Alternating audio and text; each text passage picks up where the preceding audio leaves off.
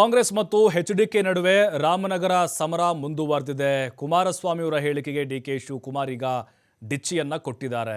ರಾಮನಗರ ಹೆಸರು ಬದಲಾವಣೆ ವಿಚಾರಕ್ಕೆ ಸಂಬಂಧಪಟ್ಟಂತೆ ಜಟಾಪಟಿ ನಡೀತಾನೆ ಇದೆ. ಕಾಂಗ್ರೆಸ್ ನಾಯಕರು ಹಾಗೆ ಕೇಂದ್ರ ಸಚಿವ ಎಚ್ಡಿಕೆ ನಡುವೆ ರಾಮನಗರ ಸಮರ ಮುಂದುವರೆದಿದೆ. ಮತ್ತೆ ಹೆಸರು ಬದಲು ಮಾಡ್ತೀವಿ ಅಂತ ಕುಮಾರಸ್ವಾಮಿ ಹೇಳಿದ್ರು. 2028ಕ್ಕೆ ನಾವೇ ಅಧಿಕಾರಕ್ಕೆ ಬರ್ತೇವೆ, ಆವಾಗ ಬೆಂಗಳೂರು ದಕ್ಷಿಣ ತೆಗೆದು ಹಾಕ್ತೇವೆ ಅಂತೇಳಿ ಡಿಕೆಶಿ ಹೇಳಿದ್ದಾರೆ. ಅವರ ಹಣೆಯಲ್ಲಿ ಅದು ಬರೆದಿಲ್ಲ. 2028ಕ್ಕೆ ಮತ್ತೆ ಕಾಂಗ್ರೆಸ್ ಅಧಿಕಾರಕ್ಕೆ ಬರುತ್ತೆ, ಬೇಕಾದ್ರೆ ಇದನ್ನ ಬರೆದಿಟ್ಕೊಳ್ಳಿ ಅಂತ ಡಿಕೆ ಶಿವಕುಮಾರ್ ಚಾಲೆಂಜ್ ಹಾಕಿದ್ದಾರೆ.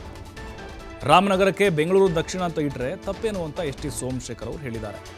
ಅಭಿವೃದ್ಧಿ ಮಾಡೋಕೆ ಡಿಸಿಎಂ ಹೆಸರು ಬದಲಾವಣೆ ಮಾಡಿದ್ದಾರೆ. ಬೆಂಗಳೂರು ದಕ್ಷಿಣ ಅಂತ ಮಾಡಿದ್ರೆ ಬಂಡವಾಳ ಕೈಗಾರಿಕೆಗಳು ಬರ್ತವೆ, ಜಾಸ್ತಿ ಇನ್ವೆಸ್ಟ್ ಮಾಡ್ತಾರೆ. ಎಚ್ಡಿಕೆ 2028ಕ್ಕೆ ಅಧಿಕಾರಕ್ಕೆ ಬಂದು ಬದಲಿಸ್ತೀವಿ ಅಂತ ಹೇಳಿದ್ದಾರೆ. ಕನಸು ಕಾಣ್ತಾ ಇದ್ದಾರೆ ಕುಮಾರಸ್ವಾಮಿ ಅವರು ಅಂತ ಬಿಜೆಪಿ ಶಾಸಕ ಎಸ್.ಟಿ. ಸೋಮಶೇಖರ್ ಲೇವಡಿ ಮಾಡಿದ್ದಾರೆ.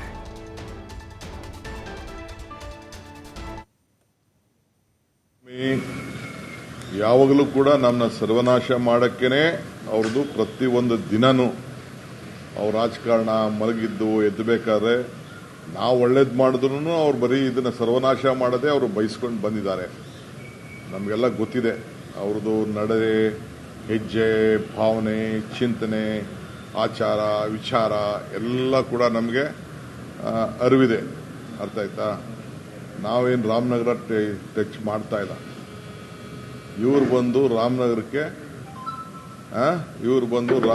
ಅಕ್ರಮ ಮಾಡಲಿಕ್ಕೆ ಪ್ರಯತ್ನವನ್ನು ಮಾಡಿದ್ದಾರೆ. ರಾಜಕೀಯವಾಗಿ ಅದಕ್ಕೆ ಅವಕಾಶ ಇದೆ.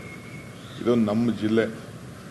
ರಾಮನಗರ ತಾಲೂಕವರು ನಮ್ಮವರು, ಚನ್ನಪಟ್ಟಣವರು ನಮ್ಮವರು, ಕನಕಪುರದವರು ನಮ್ಮವರು, ಮಾಗಡಿಯವರು ನಮ್ಮವರು. ನಮ್ಮದು ಬೆಂಗಳೂರು, ರಾಮನಗರ ಅಲ್ಲ, ನಮ್ಮದು ಬೆಂಗಳೂರು. ಈ ಬೆಂಗಳೂರು ಕೆಂಗಲ್ ಹನುಮಂತ ಯಾಕೆ ಕಟ್ಟಿದಾಗ ಈ ವಿಧಾನಸೌಧ ಕಟ್ಟಿದ್ದು ಬೆಂಗಳೂರಿನಲ್ಲಿ, ರಾಮಕೃಷ್ಣ ಹೆಗಡೆ ಬಂದು ನಿಂತಿದ್ದು ಬೆಂಗಳೂರಲ್ಲಿ, ದೇವೇಗೌಡರು ಬಂದಿದ್ದು ಬೆಂಗಳೂರು ಜಿಲ್ಲೆಯಲ್ಲಿ, ಕುಮಾರಸ್ವಾಮಿ ಬಂದು ನಿಂತಿದ್ದು ಬೆಂಗಳೂರು ಜಿಲ್ಲೆಯಲ್ಲಿ.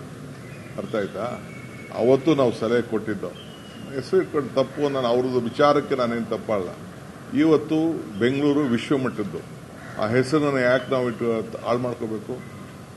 ನಮ್ಮ ಪೂರ್ವಜರು ಇಟ್ಟಂತ ಹೆಸರನ್ನ, ನಮ್ಗೆ ಬೆಂಗಳೂರು ಜಿಲ್ಲೆನ ನಾವ್ಯಾಕೆ ಹಾಳು ಮಾಡ್ಕೊಳ್ಬೇಕು? ರಾಮನಗರ ಜಿಲ್ಲೆನೇ ಹೆಡ್ ಕ್ವಾರ್ಟರ್ಸ್ ಅಲ್ಲೇ ಇರ್ತದೆ. ಅರ್ಥ ಆಯ್ತಾ?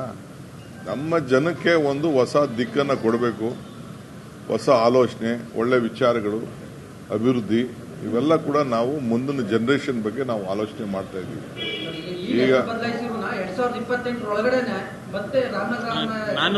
ಅವ್ರ ಹಣೆಲೂ ಬರ್ದಿಲ್ಲ, ಅವ್ರ ಹಣೆಲೂ ಬರ್ದಿಲ್ಲ. ಅದು 2028ಕ್ಕೆ ಕಾಂಗ್ರೆಸ್ ಪಾರ್ಟಿ ಈ ರಾಜ್ಯದಲ್ಲಿ ಅಧಿಕಾರದಲ್ಲಿ ಇರ್ತದೆ. ನೀವು ಬರ್ಕೊಳ್ಳಿ, ದಾಖಲೆ ಹೇಳ್ತಾ ಇದ್ದೀನಿ.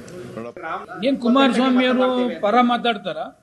ಈಗ ಬೆಂಗಳೂರು 27 ವಿಧಾನಸಭಾ ಕ್ಷೇತ್ರ, ಆನೆಗಲ್ ಸೇರಿ 28 ವಿಧಾನಸಭಾ ಕ್ಷೇತ್ರ, ಸಾವಿರಾರು ಅಪಾರ್ಟ್ಮೆಂಟ್ಸ್ಗಳು ಬರ್ತಾ ಇದೆ. ಅವರಿಗೆ ಕುಡಿಯೋ ನೀರೆಲ್ಲಿದೆ, ಸ್ಯಾನಿಟರಿ ಎಲ್ಲಿದೆ, ರಸ್ತೆ ಎಲ್ಲಿದೆ, ಓಡಾಡ್ಲಿಕ್ಕೂ ಬಹಳ ಕಷ್ಟ. ಈಗಿನ ಪರಿಸ್ಥಿತಿಯಲ್ಲೇ ಕಷ್ಟ ಇದೆ. ಅದನ್ನು ಬೆಂಗಳೂರು ಸೌತ್ ಅಂತ ಮಾಡಿ ಬೆಂಗಳೂರಿಗೆ ಏನೆಲ್ಲ ಆಕರ್ಷಣೆ ಆಗ್ತದೆ ಅದನ್ನು ಸ್ವಲ್ಪ ಮುಂದುವರಿತ ಮಾಡಿದ್ರೆ ಅಲ್ಲಿ ಅಪಾರ್ಟ್ಮೆಂಟ್ಸ್ಗಳು ಬರ್ತಕ್ಕಂಥದ್ದು, ಬೇರೆ ಬೇರೆ ಫ್ಯಾಕ್ಟ್ರಿಗಳು ಬರ್ತಕ್ಕಂಥದ್ದು, ಇಂಡಸ್ಟ್ರಿ ಬರ್ತಕ್ಕಂಥದ್ದು, ಆ ಥರ ಮಾಡ್ತಕ್ಕಂಥದ್ದಕ್ಕೆ ಉಪಮುಖ್ಯಮಂತ್ರಿಗಳು ಮಾಡಿದ್ದಾರೆ. ಸಾಮಾನ್ಯವಾಗಿ ಏನು ಹೊರಗಡೆ ಬಂದಂಥ ಅವರು ಬೆಂಗಳೂರು ಅಂದರೆ ಸ್ವಲ್ಪ ವಿಶೇಷವಾದ ಆಸಕ್ತಿಯನ್ನು ವಹಿಸ್ತಾರೆ. ಅದರಿಂದ ಇನ್ಫ್ರಾಸ್ಟ್ರಕ್ಚರ್ಸ್ ಎಲ್ಲ ಬೇಕಾದಷ್ಟು ಇದೆ ಇವಾಗ. ಅದಕ್ಕೆ ಬೆಂಗಳೂರು ಸೌತ್ ಅಂತ ಮಾಡಿದ್ರೆ ತಪ್ಪೇನಿದೆ ಅದರಲ್ಲಿ? 28ಕ್ಕೆ ಬಂದಾಗ ತಾನೇ. ಈಗ ಇರ್ತಕ್ಕಂಥದ್ದು 28 ಗಂಟೆ ಆಡಳಿತ ಕಾಂಗ್ರೆಸ್ ಪಕ್ಷದಿದೆ. 28ಕ್ಕೆ ಅವ್ರು ಬರಲಿ, ಕನಸು ಕಾಣ್ತಾ ಇರ್ತಾರೆ. 28ಕ್ಕೆ ಬಂದಾದ್ಮೇಲೆ ಮಾಡಲಿ ಅವ್ರದ್ದು.